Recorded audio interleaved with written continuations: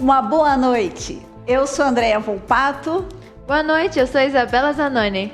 Queremos agradecer vocês também pela sua companhia no programa anterior, Momento Olímpico da Vivax. E aí, o que acharam? Continue nos acompanhando nas mídias sociais e se perder o programa, está disponível no nosso YouTube também. Exatamente. Esse programa tá um sucesso aí, né? Temos grandes campeões, pessoas gigantes comentando tudo que rola no maior evento multiesportivo do mundo. E a gente vai continuar com ele segundas, quartas e sextas, no finalzinho da tarde, antes do nosso Vivax News. É isso aí. E agora vamos com o nosso Vivax News. Os destaques do noticiário de hoje são: Polícia Federal investiga o grupo de suspeitos de milícia. Brasil vai ficar inabitável até 2070. Moeda comemorativa em especial de 30 anos. Economia da Itália passa por caos anunciado. E no Giro Cultural, teremos as notícias do mundo do entretenimento. Artefatos indígenas retidos na França retornam ao Brasil. União Europeia transfere 1,5 bilhão de euros em ativos russos congelados para a Ucrânia. Fernando Haddad elogia esforços internacionais para a taxação dos super ricos durante o encontro do G20. FUNAI é impedida pela Justiça de distribuir lona a indígenas de ocupação no Paraná. E o verão 2025 deixará o Brasil fervendo de calor. Brasil vai arcar com metade dos custos da Aliança Global contra a Fome. E para comentar sobre as notícias econômicas de hoje, teremos especialista em direito financeiro, Dr. Luciano Pérez. O Vivax News está no ar.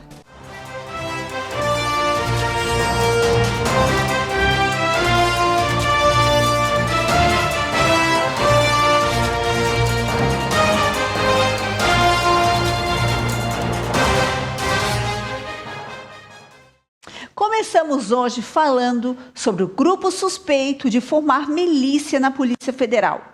A Polícia Federal iniciou na semana passada uma operação para desmantelar um grupo criminoso suspeito de formar uma milícia privada envolvida no tráfico internacional de armas. De acordo com as investigações, o grupo era responsável por introduzir armas ilegais no Brasil, vindas do Paraguai, que eram posteriormente modificadas e distribuídas para as atividades criminosas. Ao todo, foram cumpridos 3 mandados de prisão preventiva e 8 mandados de busca e apreensão no Distrito Federal e nos estados de São Paulo, Paraná, Tocantins e Paraíba. Além disso, mais de 1 milhão em contas bancárias dos suspeitos que integraram a facção foram bloqueados. As penas pelos crimes identificados até agora podem ultrapassar de 34 anos de reclusão. No entanto, a Polícia Federal continua investigando e não descarta novas prisões ou apreensões à medida que a operação for avançando. Brasil vai ficar inabitável até 2070. Circula nas redes sociais a afirmação incorreta de que um estudo da NASA prevê que o Brasil se tornará inabitável dentro de 50 anos devido às altas temperaturas. Embora seja verdade que o mundo está se aquecendo e o Brasil esteja enfrentando as consequências, o estudo não faz essa afirmação. A pesquisa, que de fato existe, foi realizada em 2020, ganhou destaque apenas recentemente. Ela foi conduzida por pesquisadores associados à Agência Espacial Americana e publicada na Science Advances, uma das revistas científicas mais respeitadas do mundo. O estudo faz importantes alertas sobre o aumento de eventos com temperaturas e umidade acima do limite tolerável para seres humanos. No entanto, ele não menciona especificamente o Brasil, nem fornece dados relevantes sobre a América Latina, e muito menos afirma que essas regiões se tornarão inabitáveis em um determinado período. Embora o estudo mencione a possibilidade de temperaturas extremas serem registradas no Brasil, assim como em outras partes do mundo, ele não conclui que o país se tornará inabitável. Moeda comemorativa em especial de 30 anos. O Conselho Monetário Nacional aprovou o lançamento de uma moeda comemorativa em celebração aos 30 anos do real. De acordo com o Banco Central, a moeda terá um custo normal na economia e o valor de R$ 1. A data de lançamento ainda não foi definida e mais detalhes serão divulgados somente em agosto. A última moeda comemorativa lançada pelo Banco Central foi em homenagem aos 200 anos da primeira Constituição do Brasil, promulgada em 1824 pelo imperador Dom Pedro I. A segunda série teve uma tiragem de 4.000 unidades, com valor nominal de R$ 5,00 e preço de venda de R$ 440. Muitos colecionadores de moedas valorizam edições comemorativas, não apenas pelo valor monetário, mas pelo significado histórico dessas moedas. Produzidas em edições limitadas para celebrar eventos ou figuras importantes, se tornam itens valiosos e cobiçados. Elas preservam o legado cultural e econômico de um país, sendo marcos históricos tangíveis, como será a moeda comemorativa aos 30 anos do real. Economia da Itália.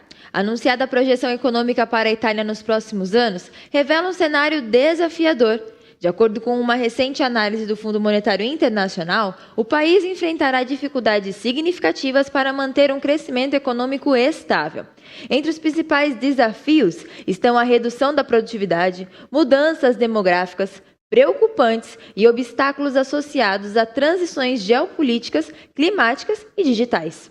O relatório divulgado, parte do artigo 4, prevê um crescimento do Produto Interno Bruto italiano de apenas 0,7% em 2024 e 0,9% em 2025. Por outro lado, projeta-se um processo contínuo de desinflação, com os preços aumentando a uma taxa inferior à meta de 2%. Já em 2024, refletindo uma economia que avança lentamente rumo à estabilidade.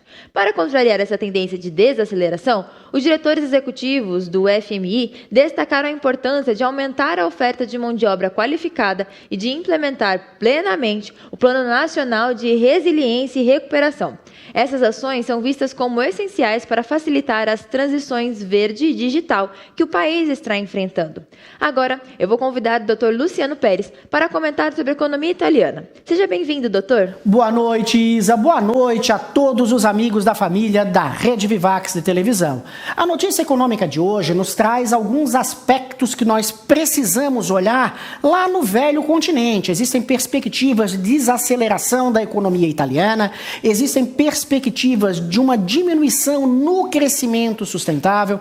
É claro que o governo italiano está olhando dentro de um cenário global a todos esses reflexos. Nós não podemos esquecer que aqui no Brasil, a maioria dos nossos imigrantes, eles são italianos, então o que nós sempre desejamos é o sucesso absoluto, não só à Itália, mas a toda a economia global. É muito importante todos os dirigentes estarem muito atrelados ao que acontece no cenário político-econômico mundial e se adaptando à nova era, se adaptando às modernidades, se adaptando ao crescimento do poder aquisitivo de cada uma das nações. Quando todas as nações elas entenderem que elas devem caminhar de mãos dadas e que o mundo econômico globalizado reflete no individual de cada cidadão, independente da sua nacionalidade, nós vamos começar a dar mais valor ao dinheiro sem uma competição ao qual leva, de repente, a planos de entendimento de que existem poucas potências mundiais que podem ser protagonistas nesse cenário globalizado. Afinal de contas, todos devemos ser protagonistas e, é claro, tenho certeza que o governo italiano vai fazer com que todas essas tendências econômicas que estão sendo anunciadas se revertam para um patamar bastante grande de positividade. Retornamos com mais notícias do Vivax News para a querida Isabela Zanoni. Muito obrigada pelos excelentes comentários. Agora a gente vai fazer um rápido intervalo e no próximo bloco tem Giro Cultural.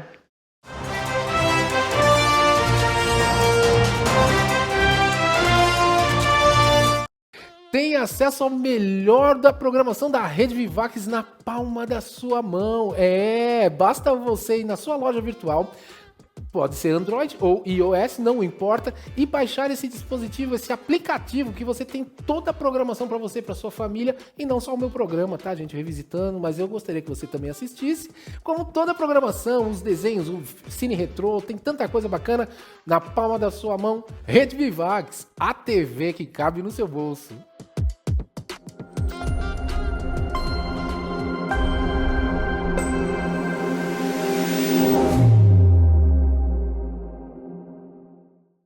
Olá, eu sou Fernando Machado, eu sou um estudioso do comportamento humano há mais de 30 anos, sou escritor, tenho 4 livros publicados, sou palestrante e viajo aí o Brasil e o mundo ajudando pessoas com processos de autoconhecimento, de cura, de expansão de consciência. E a partir de agora eu vou estar frequentemente aqui com você, trazendo pílulas de conhecimento, pílulas de cura, para que você possa pegar esses conhecimentos, utilizar na prática no seu dia a dia e melhorar a sua vida em todos os aspectos, né? Eu vou me propor aqui a trazer informações que vão te beneficiar do ponto de vista físico, emocional, mental e espiritual, melhorando a vida em vários aspectos. Então, é um prazer estar com você e a gente vai se ver bastante daqui por diante. Gratidão.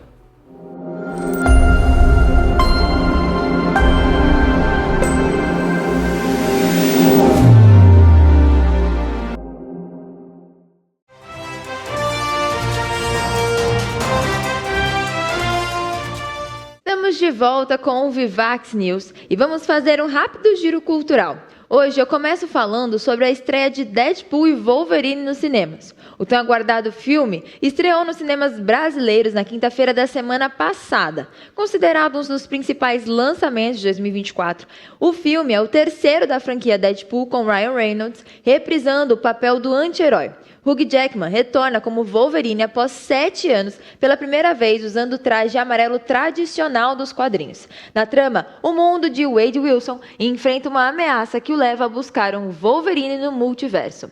Ele encontra um Logan desanimado, mas juntos precisarão enfrentar um inimigo comum, Emma Corrin, que interpreta a vilã Cassandra Nova.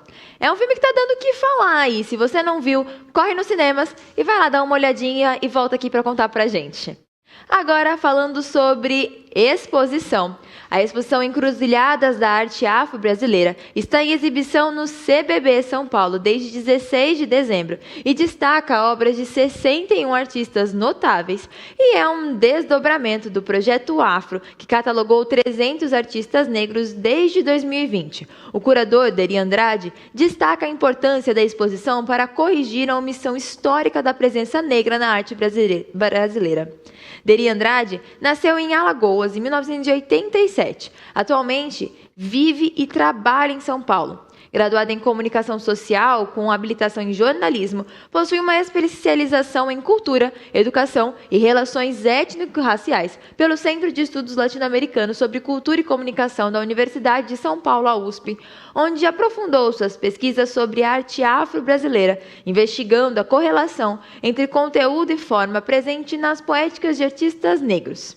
Essa mostra é organizada em 5 eixos temáticos, como liderança de artistas icônicos como Arthur Timóteo da Costa e Mestre Didi, abrangendo diversas épocas, contextos e gerações. A exposição oferece uma imersão na cultura afro-brasileira e busca reverter a falta de reconhecimento da comunidade negra na história da arte nacional. Fica a dica e também o super passeio para o final de semana. Falando sobre exposição ainda, eu tenho mais uma que é muito legal. Em comemoração aos 40 anos de Chaves, o Miss Experience apresentará, a partir de janeiro de 2024, a maior exposição já realizada sobre o famoso seriado Chaves. A exposição proporcionará uma experiência única, com uma recriação detalhada dos cenários, um acervo exclusivo vindo do México e uma homenagem a Roberto Gomes Bolaños. Os fãs terão a oportunidade de explorar a Vila do Chaves e a Casa do Seu Madruga, entrando em cena na Sala da Bruxa do 71. O melhor de tudo, o Miss oferece transporte gratuito de ida e volta da Barra Funda para os visitantes da exposição. Uma chance imperdível de reviver momentos nostálgicos, não é não? Toda terça-feira e na terceira quarta-feira de cada mês, a entrada da exposição é gratuita. E a retirada dos ingressos é somente na bilheteria física e apenas no dia da visita. Então, fica ligadinho aí. Agora, eu convido a Andréa Volpato para continuar com as principais notícias do Brasil e do mundo aqui no Vivax News. Artefatos indígenas retidos na França retornam ao Brasil.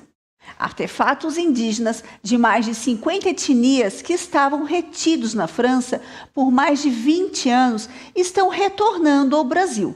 No total, 585 objetos, incluindo máscaras, cocares, mantos, adereços, instrumentos musicais, cestarias, armas, esculturas e outros itens etnográficos, serão incorporados ao acervo do Museu do Índio no Rio de Janeiro. Parte desses artefatos já voltou ao Brasil no último dia 10, graças a uma ação conjunta do Ministério Público Federal e da Fundação Nacional dos Povos Indígenas e do Ministério das Relações Exteriores. De acordo com o Ministério Público Federal, esses bens foram adquiridos em 2003 e levados ao Museu de Histórias Naturais e Etnográfica de Lille, na França, sem cumprir os trâmites legais. O retorno foi possível após uma década de negociações com as autoridades francesas e a abertura de um inquérito civil público no Ministério Público Federal do Rio de Janeiro. Agora, as peças passarão por um período de quarentena para prevenir possíveis contaminações, que é considerado algo muito comum em acervos museológicos. No Museu do Índio, ligado à FUNAI, será feita uma avaliação do estado das peças em comparação com os relatórios emitidos. Quando os objetos deixaram a França, a intenção é que esses itens sejam expostos ao público. União Europeia transfere 1,5 bilhão de euros em ativos russos congelados para a Ucrânia. A presidente da Comissão Europeia, Ursula von der Leyen, anunciou que a União Europeia vai transferir 1,5 bilhões de euros provenientes das receitas dos ativos russos congelados para a Ucrânia. Após a invasão da Ucrânia em fevereiro de 2022, países ocidentais bloquearam aproximadamente 300 bilhões de dólares em ativos soberanos russos. No mês passado, o grupo das 7 principais democracias e União Europeia concordaram em utilizar os juros gerados por esses ativos congelados para apoiar o empréstimo de 50 bilhões de dólares na Ucrânia, fortalecendo sua defesa contra a invasão russa. E a Rússia prometeu tomar medidas legais em resposta. O primeiro-ministro ucraniano, Denis Shmyhal, agradeceu à União Europeia e a von der Leyen por seu apoio inabalável e por essa contribuição significativa para a defesa e a reconstrução da Ucrânia, que juntos estão transformando adversidades em força e construindo uma Europa mais segura e resiliente. De acordo com o documento preliminar da União Europeia e declarações de diplomatas, os Estados-membros da União estão discutindo opções para estender o período de renovação das sanções sobre os ativos do Banco Central Russo para assegurar o empréstimo do G7 para a Ucrânia. Fernando Haddad elogia esforços internacionais para a taxação dos super-ricos durante o encontro do G20. Na semana passada, o ministro da Fazenda, Fernando Haddad, elogiou os esforços internacionais para a taxação dos super-ricos durante o terceiro encontro entre os ministros das Finanças e presidentes de bancos centrais do G20. Vários países, incluindo o Brasil, estão trabalhando para fortalecer sua capacidade fiscal e atender às demandas por justiça social e serviços públicos de qualidade. Entretanto, alguns bilionários continuam a evadir os sistemas tributários, explorando brechas para evitar pagar impostos e prejudicando as autoridades públicas. A expectativa é que o encontro produza uma declaração conjunta do G20, apoiando um mecanismo de taxação progressiva. Segundo Tatiana Rosito, secretária de Assuntos Internacionais do Ministério da Fazenda e coordenadora da trilha de finanças do G20, todas as propostas tributárias do Brasil, incluindo o plano para a taxação mínima global sobre os super-ricos, estarão nos documentos finais da reunião. Seguimos agora com os comentários do Dr. Luciano, que agora fará uma análise acerca da taxação de grandes fortunas. Quando eu olho para essa notícia de uma taxação dos super ricos, me causa determinados arrepios. Afinal de contas, aqui no Brasil só se fala em aumento de arrecadação. A discussão hoje de uma reforma tributária, ela tem que vir para diminuir a tributação, para nós termos uma carga tributária muito mais competitiva e não única e exclusivamente olharmos para um aumento de impostos. Quando nós vimos a fala do ministro a respeito de um aumento de taxação das superfortunas, parece que nós estamos punibilizando o ser humano por ser próspero e por ser rico. O grande fato é que o governo brasileiro ele tem que olhar para dentro das suas próprias corporações, para dentro dos seus próprios ministérios e diminuir são os gastos públicos, fazer uma diminuição das despesas. A partir do momento em que se diminuir as despesas, nós já provamos que o povo brasileiro, mesmo tendo um dos juros mais altos do mundo, o povo brasileiro, mesmo tendo uma das cargas tributárias mais altas do mundo, continua sendo próspero na maioria dos setores em matéria de competição.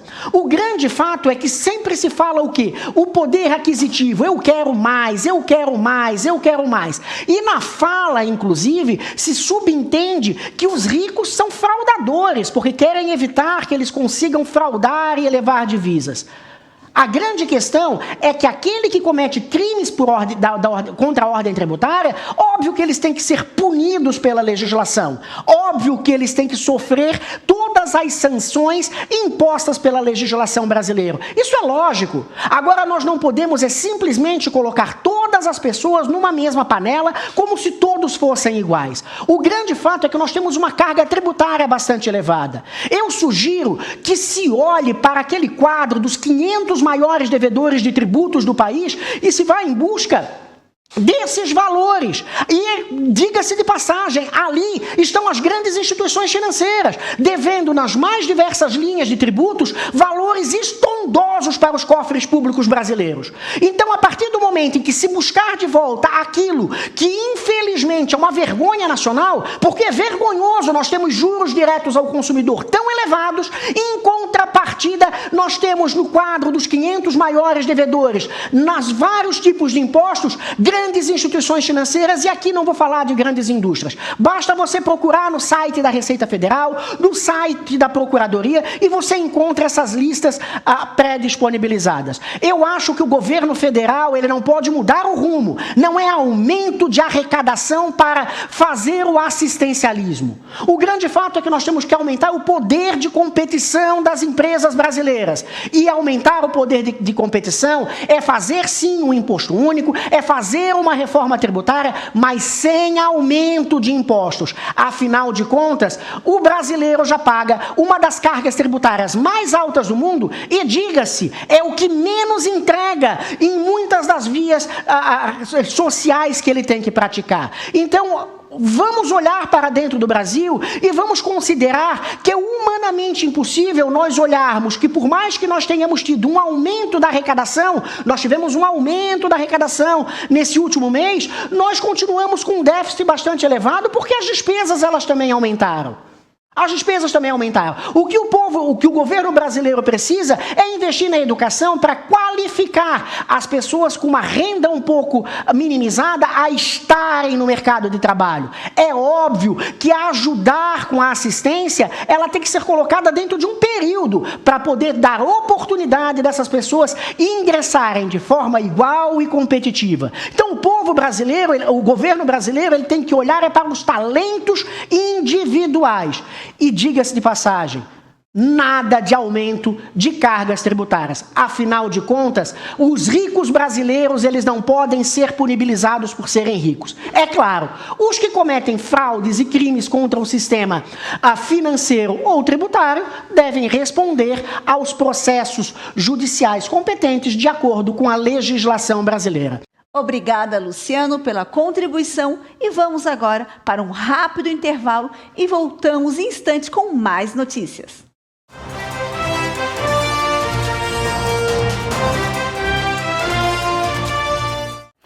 Olá, meus queridos, trago hoje para você mais uma mensagem. Eu quero, eu posso, eu consigo, eu mereço, porque Deus está comigo. Nós precisamos ter presente isso no nosso coração. Não deixe o medo, o desânimo, a fraqueza tomar conta da sua vida. Talvez você é uma pessoa desanimada diante de tantos os problemas que você tem, que você enfrenta. Vamos enfrentar esses problemas que nós temos. Vai aos poucos, tenha fé e tenha sempre presente. Diante de qualquer coisa, eu quero, eu posso, eu consigo, eu mereço, porque Deus está comigo. Repita isso diante de todas as dificuldades que você enfrentar, diante de todos os problemas que você tem. Essas palavras nos motivam a viver a vida com mais força, com mais alegria. Essas palavras nos dão motivação para enfrentar qualquer coisa. Você vai ter a força de um leão para enfrentar aquilo que você deseja enfrentar. Então, não se esqueça, eu quero, eu posso, eu consigo, eu mereço, porque Deus está comigo.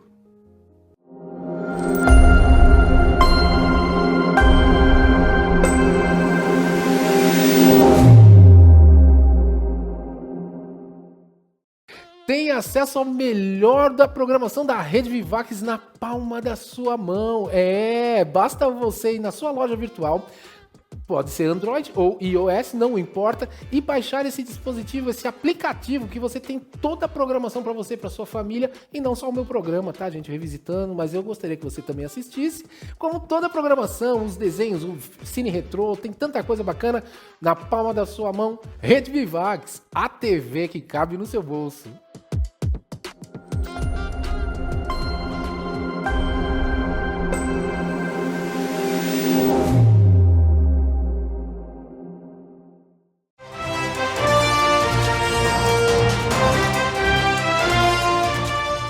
FUNAI é impedida pela Justiça de distribuir lona a indígenas de ocupação no Paraná.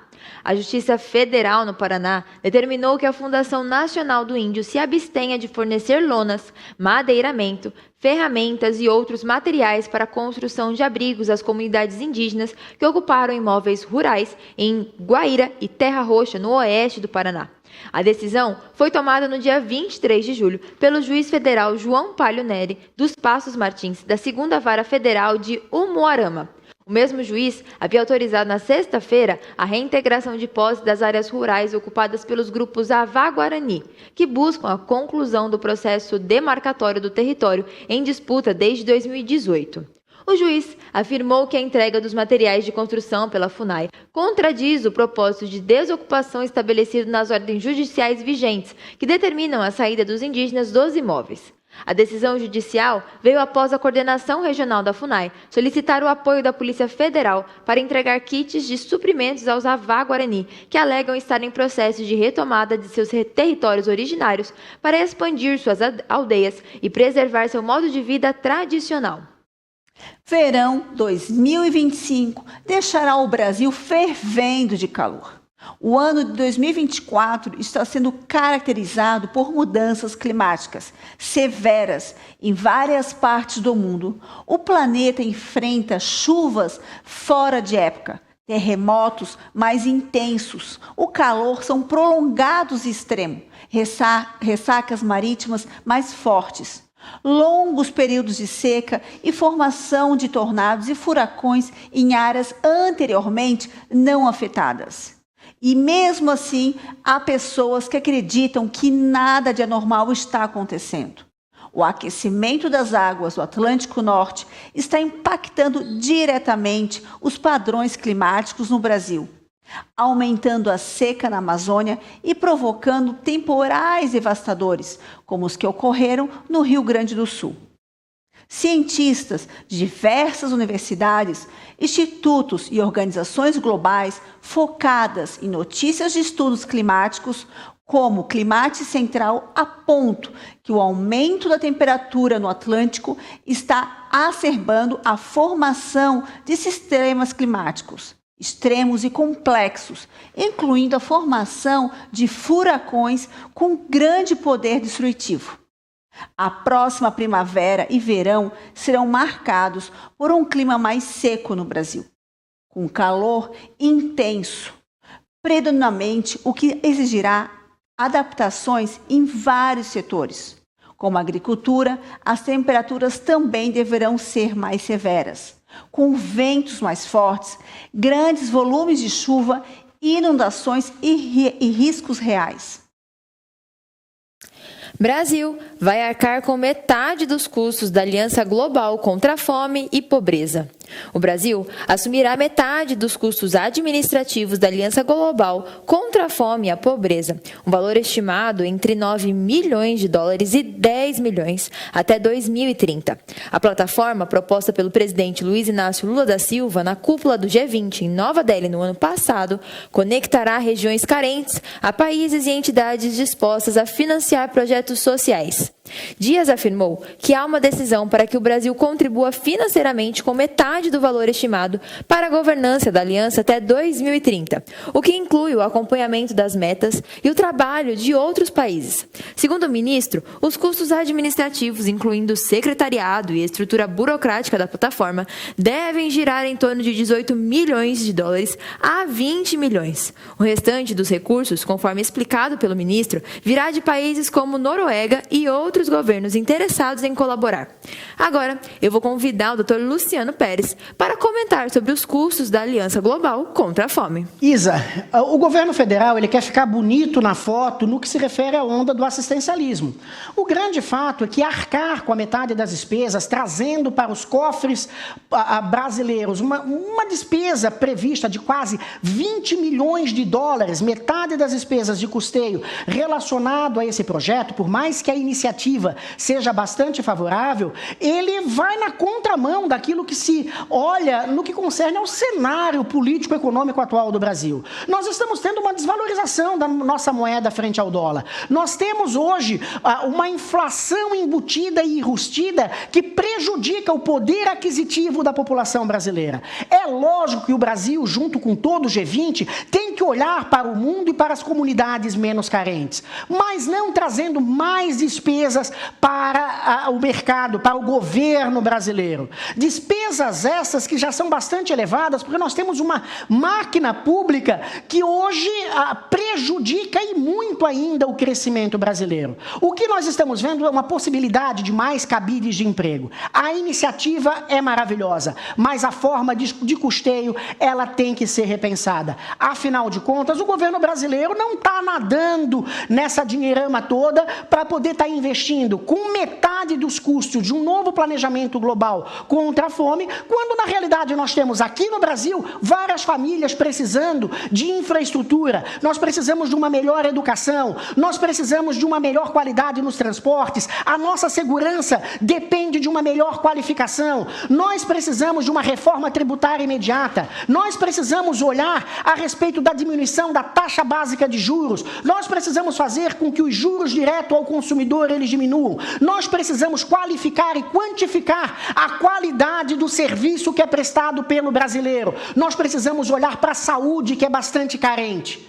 E enquanto isso, estamos pensando em custear metade de um projeto para que o governo brasileiro fique bem na foto, precisa se repensar. A iniciativa é maravilhosa, mas infelizmente, por todos os dados econômicos, sabemos que o governo brasileiro não suporta mais a colocação de despesas sem ter da onde fazer a retirada das respectivas receitas. Principalmente, o que se espera no próximo ano é que nós tenhamos, em virtude da diminuição da carga tributária, e essa é uma preocupação que o Ministério tem falado, olha, se nós tivermos uma diminuição nos tributos, um tributo único, nós diminuiremos a arrecadação.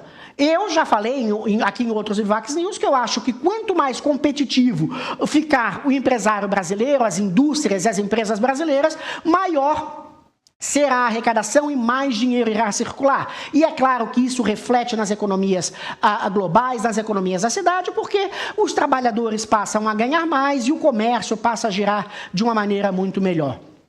Muito importante o projeto ele é lindo, o projeto de olhar para todo mundo com a carência existente ainda, com pessoas vivendo abaixo do nível da pobreza, ele tem que ser visto de uma maneira muito especial, não somente pelo Brasil, mas pelo mundo inteiro. Então, custear a metade dessas despesas, sabendo que hoje a máquina pública brasileira é uma das mais caras do mundo, é algo que deve ser repensado pelo governo federal. Retornamos ao Vivax News com muito mais, com a Isabela Zanoni e Andréa Volpato. Obrigada, doutor, pelos excelentes comentários e por nos explicar melhor sobre essas tentativas de fraude no Brasil.